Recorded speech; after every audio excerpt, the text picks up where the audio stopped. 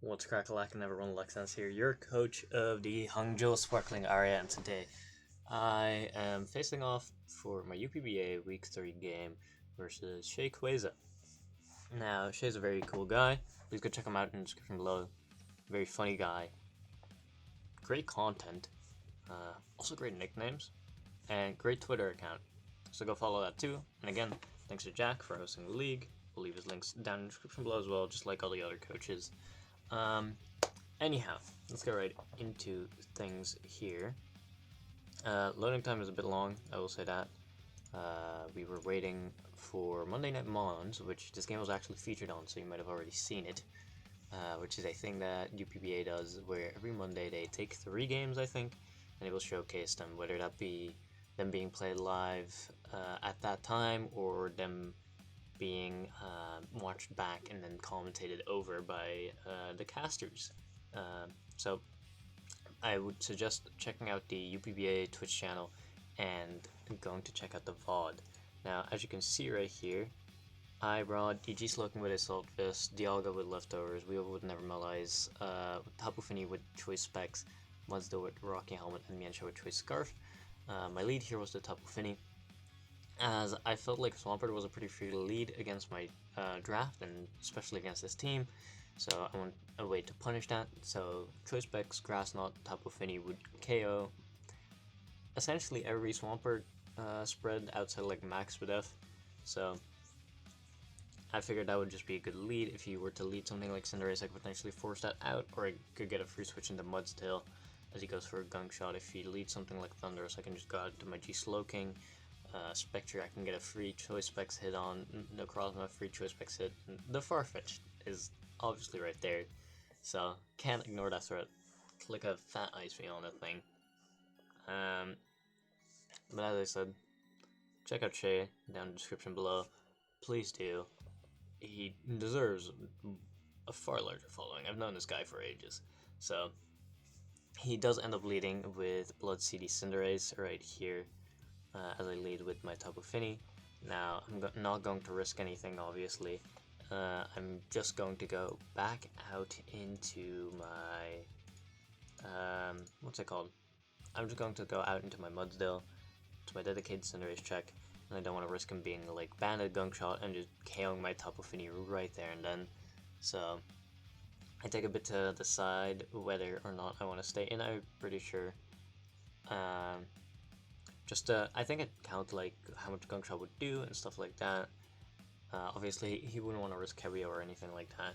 So I did take that into account with like Choice Band and stuff like that. But in the end, I felt like my safest play was always just to go Mudsdale, because even then U-turn would chip me down for the what's it called?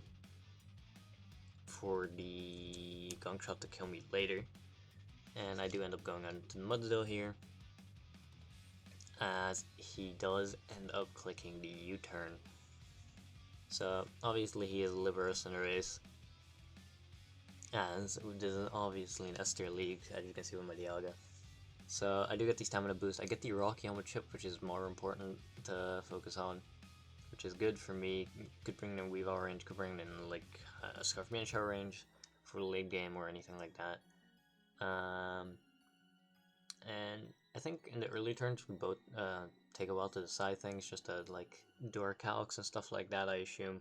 So he's deciding here like what to go out into on the Mudsdale. I assume he's trying to decide, hey, can I go out into my Farfetch? Can I kill this thing right here? But he does end up opting to go for the Thunderous T, which to me screams a Grass Knot. So I decide to just go out into my G-Slowking, not take any risks, and go from there. As Shay probably tries to decide whether he wants to Grass Knot the Mudsdale here, or go for like a Volt Switch trying to see what I would do, but in the end, he will end up deciding to go for, hold on, let me switch to G-Slowking here. He will end up deciding to go for the Grass Knot, just to go for the safe play, and I completely agree with that play personally. Obviously it does reveal that you have it, but I think that was the best play on his end. Had I gone for like a Rock Slide on the Thunderous, as he went for a knockoff or something like that. He could have taken massive damage. So I completely agree with that. Right here, I take a bit to decide what I want my play to be. I'm thinking about Sludge Bomb, I'm thinking about Ice Cream, I'm thinking about Side Shock, I'm thinking about Grass Knot, I'm thinking about all these moves, because every single move has its benefits here. I think initially I wanted to go for Sludge Bomb, but then I realized terrain is still up, I can't poison the Swampert, so I do go for the Ice Beam in the end, just for the safe play. If the Swampert comes in, I get a bit of chip on that to maybe KO it later with Grass Knot.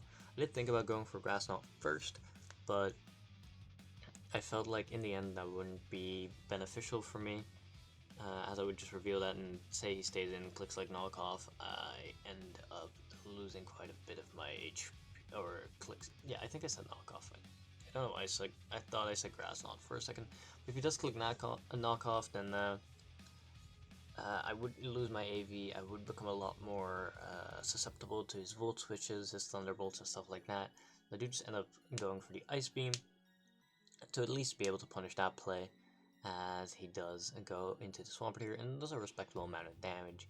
So right here, I think I calc whether I live in Earthquake here or not. So in case he goes for like Stealth Rock, I can just go for the Grass Knot right there and have the Swampert hopefully gone out of my sight. And I do come to the conclusion here that with my spread, the Earthquake would have killed here. I do debate it still, because I think the Stealth Rock is a pretty obvious play here, or even the Flip Turn. But if he Flip Turns and I Grass Knot, I realized then I'm not in a great spot either, because I've revealed Grass Knot and he will just always click Earthquake on this G-Slowking. So I do just make the safe play out into the Tapu Fini here,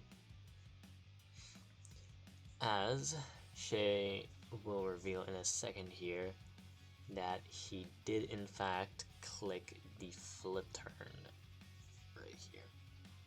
So that does an okay chunk of damage. Nice bit of chip for him, as he will very predictably go back out into the Thunderous T. It's his best mon to threaten my team, or threaten this Fini rather.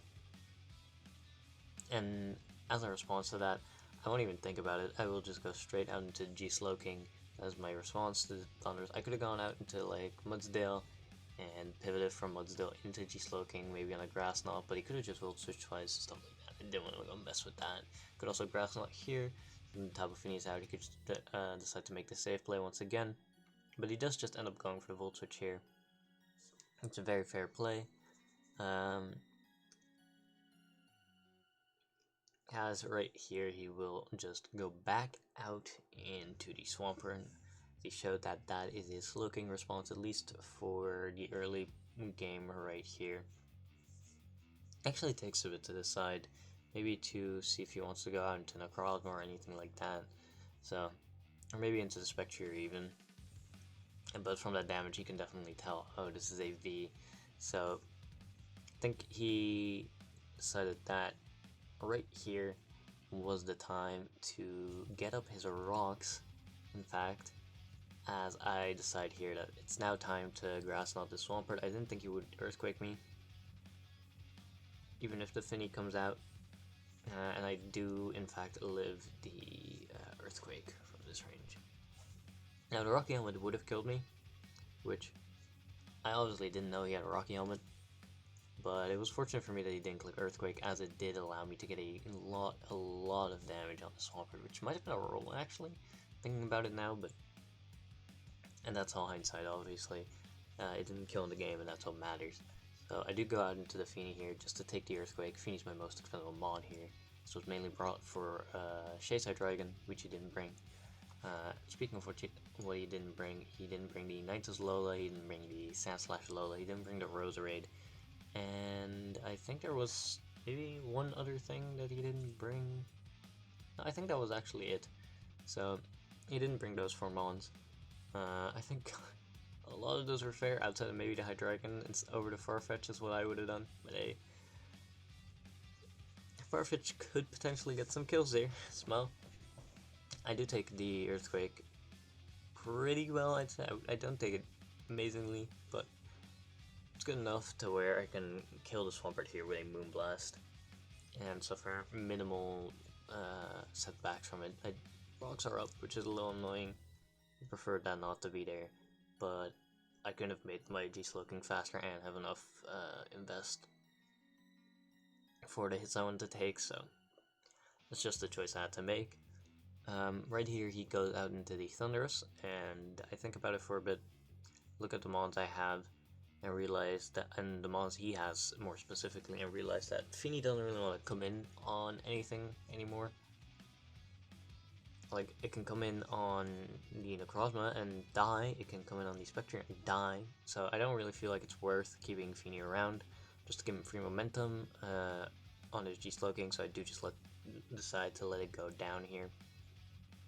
As I said, I'm max HP, specs Fini, so there wasn't really a point of me keeping it around, in my opinion.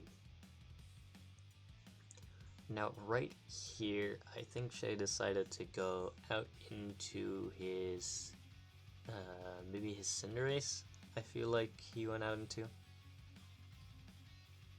Yeah, he went out into the Cinderace.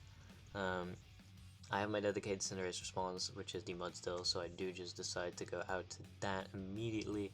I could have gone out into the Mienshao maybe, Bluff Scarf and stuff like that, which, I mean, I am Scarf. However, if I go like Mienshao and you turn out onto a Pyro Ball, I will do more damage to the Mudstill, and at this point I feel like it's a pretty free turn to get my rocks up. His Defogger would be on the T, or the Farfetch, but I don't think he would bring Defog on either in this matchup, so I do just decide to go for the Stealth Rock here, as Shay takes a bit of time to decide his play, probably deciding whether he wants to U-turn or not, as I do have the Rocky Helmet, getting that chip if he does. He does end up opting for a U-turn, and does get a crit, which is a little unfortunate. 92 is a pretty bad range for me to be at, but he does get hurt by the Rocky Helmet. I do actually want to calc, because right here he brings out the Farfetch'd Mr. LEEK Mill himself, as I do go for the Stealth Rock, obviously. I want to quickly look something up, because I felt like that was interesting in the game.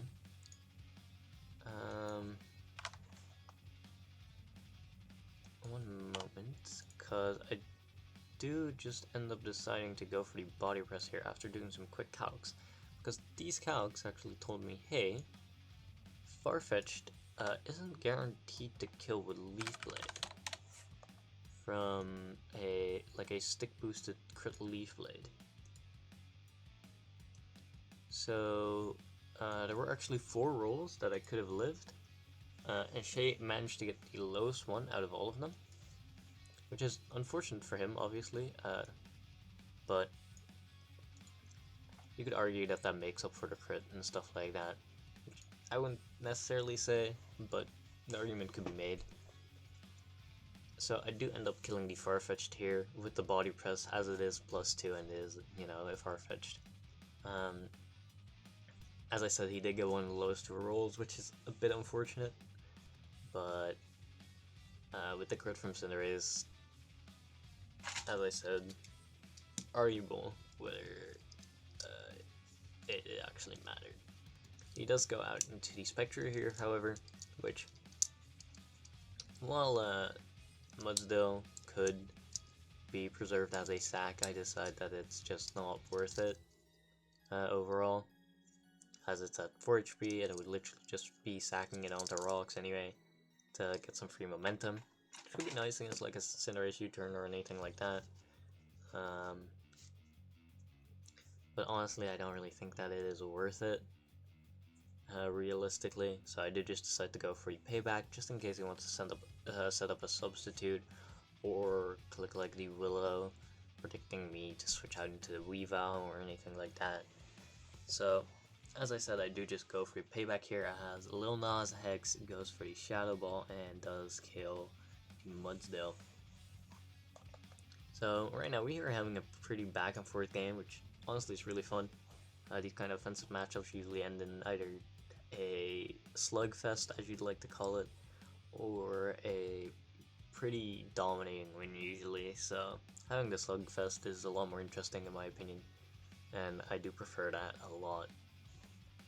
And now right here, I do just want to go out into my Dialga. It is a fairly speed-def Dialga, and I do have Psych up in case he wants to like stay in.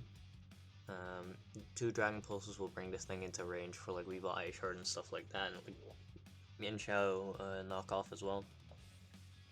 So I decided that is my best play. I got into Dialga, and if I'm like Specs, I can throw them out with Draco Meteor and stuff like that as well.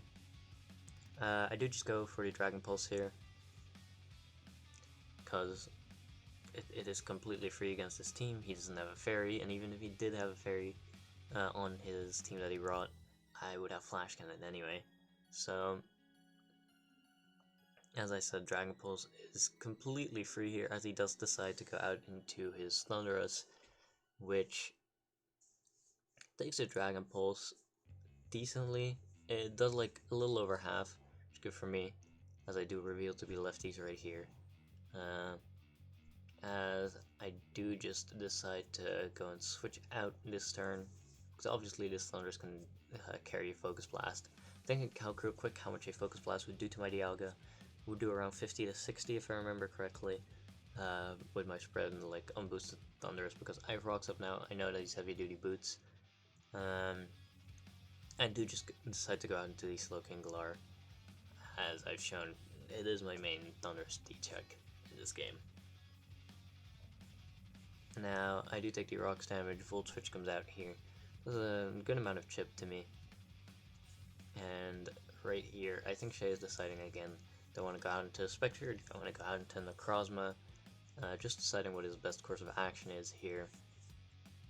And in the end, he does end up deciding that the best course of action for him here is to go out into the Necrozma.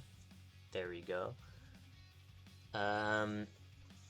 So to me this screams that he is a physical Necrozma. He has seen the damage that the Thunderous does, and opted for the Necrozma here, which, as I said, it screams to me that he's physical, probably like a Dragon Dance type set. So I do just want to go for a Sludge Bomb here, get the potential poison and stuff like that, and just get good chip on this for my Mienshao and my Weavile to maybe revenge kill this. As I do end up going for the Sludge Bomb right here, as Shay goes for the Dragon Dance, which obviously is quite scary, but I felt comfortable enough and the pieces that I still had left to be able to revenge this. So I do just go for a Sludge Bomb, and I think I just go for a Sludge Bomb again. I think I actually look real quick like what I have, what he has, see if I need to preserve this necessarily, but I end up deciding that I do not. And I do just go for the Sludge Bomb once again, right here, as Shay ends up deciding that he goes for the Earthquake, which to me makes it so I don't want to go out into my Dialga, as he does get the crit, but I don't think that matters. I think that always just killed my G-Slowking set. I can do the calc real quick right now. I have no shot that lives. Just for good measure, I can do the calc right now, but I do end up deciding to go into Mienshao, as that to me seemed the most guaranteed way to kill this Necrozma right here, depending on what set he is, since my Mienshao screams knockoff right here. Most Necrozma spreads would get knocked out by that, so going for the U-turn here felt like the safer play. He probably wants to take out the Mienshao. If I do go for a knockoff and he's like a weakness policy set, I will probably kill him. If he's Clover, he's trying to bait me and stuff like that, and he will go for like Photon Geyser. Regardless, he probably wants to kill the Mienshao. He does end up being weakness policy, so I expect them to go for like a Dragon Dance again. He's weakness policy to try and outspeed a Scarf Mienshao, anything up to sorts. But if he was confident that he could live the knockoff from there, then he might also have Photon Geyser as well. Regardless, I felt like Photon Geyser was his most likely play there, so I just got into Weavile to sponge that since I am immune, of course. And Shay and I actually talked after the game. his necrozma was at 42, which for like non-bulk necrozma offensive spreads was the minimum roll for Ice Shard for my spread at this point. So that was actually really interesting that it happened to be that exact, which is pretty cool.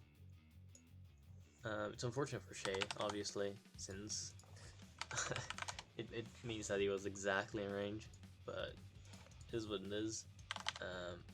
I just did this G-Slug and calc as well, and no shot that lived yet.